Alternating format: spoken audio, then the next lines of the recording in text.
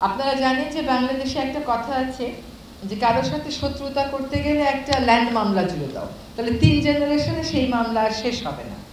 তো আজকে সেই 3 জেনারেশন যেন না লাগে, এক জেনারেশনেই যেন মামলা শেষ করা যায়, সেই জন্য সিপিসির কিছু সংশোধনী আনা হয়েছে, যাতে করে যারা বিচার প্রার্থী তাদের সময় কম লাগে, তাদের টাকা কম লাগে। অনেক সময় আমরা যারা উকিল আছি তারা নানান অজুহাতে বিভিন্ন সময় নিয়ে মামলার প্রক্রিয়া বিলম্বিত করি, সেটা যেন না হয় সেরকম কতগুলো সিদ্ধান্ত এসে কয়েকটা উদাহরণ আমি আপনাদেরকে দিচ্ছি। যেমন আগে যেটা হতো যে একটা মামলার রায় হয়ে যাওয়ার পরেও আবার জারি মোকদ্দমা করতে হতো ওই মামলার রায় বাস্তবায়নের জন্য। এখন বলা হচ্ছে যে যখন রায় দেওয়া হবে ওই রায়ের মধ্যেই এক্সিকিউশনের বিষয়টা ইনক্লুড করে দেওয়া হবে। আবার ওই যে বিভিন্ন সময় নেওয়ার কথা বলা হতো যে উকিলরা দাঁড়িয়ে সময় নেবে, এখানে বলে দেওয়া হয়েছে যে সর্বোচ্চ কয়বার সময় নেওয়া যাবে।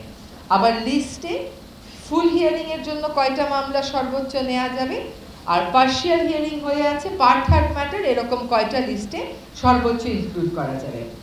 বিচার প্রক্রিয়াটা আমাদের অনেকাংশেই এখনও সেকেলে রয়ে গেছে।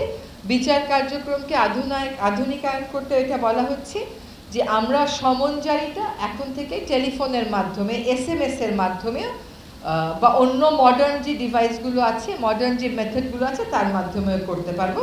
এখন যে কোনো ব্র্যান্ডের পুরাতন এসি বদলে নতুন ওয়ালটন এসিতে উপভোগ করুন 25% ছাড়। আর ফাঁসিয়ে দেওয়ার জন্য ভুয়া মামলা করা হয়, আগে সেটা শাস্তি ছিল 20,000, এখন সেটাকে বাড়িয়ে 50,000-এ করা হয়েছে। সিপিসির এই হচ্ছে বড় যে সংশোধনীগুলোর কথা বলা হয়েছে সেটা। আরেকটা কথা একটু আপনাদেরকে বলতে হবে, এটা আমি খুব খুশি মনে আপনাদেরকে জানাতে চাই যে আমাদের অভিন্ন নদীর পানি ভাগাভাগি নিয়ে, পানি ব্যবস্থাপনা নিয়ে আমরা সব সময় বলি যে আমরা আন্তর্জাতিক আইনগুলো কেন স্বাক্ষর করছি না। এই অভিন্ন জলরাশির পানি ব্যবস্থাপনা নিয়ে আন্তর্জাতিক ক্ষেত্রে দুটো আইন আছে জাতিসংঘে, একটা হচ্ছে 1997 কনভেনশন, আরেকটা হচ্ছে 1992 কনভেনশন। 1997 কনভেনশনটা 1914 সালে কার্যকর হয়, অর্থাৎ উজানের দেশগুলোর অনীহার কারণে মাত্র 36টা দেশের স্বাক্ষর লাগতো, সেই স্বাক্ষর পেতেই লেগে যায় 17 বছরেরও বেশি। আরেকটা যেটা আইন আছে যেটা খুবই কার্যকর, সেটা হচ্ছে ইউরোপিয়ান ইউনিয়নকে মূলত টার্গেট করে এই আইনটা। যদিও এটা ইউরোপিয়ান ইউনিয়নকে টার্গেট করে এই আইনটা 1992 সালে, এটা কিন্তু 2016 সালে সকল দেশের জন্যই উন্মুক্ত করে দেওয়া হয়েছে এবং এ পর্যন্ত প্রায় 11টি দেশ ইউরোপিয়ান ইউনিয়নের বাইরে এটাকে স্বাক্ষর করেছে।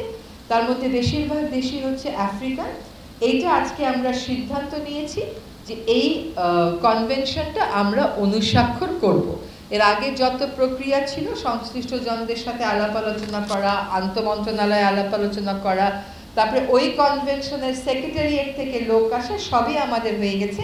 ফলে বাংলাদেশ এখন সিদ্ধান্ত নিয়েছে convention on the protection and use of transboundary water courses and international lakes 1992, এটাতে বাংলাদেশ অনুস্বাক্ষর করবে এবং বাংলাদেশকে দিয়েই আসলে এশিয়ার দেশগুলোর স্বাক্ষর প্রক্রিয়াটা শুরু হচ্ছে।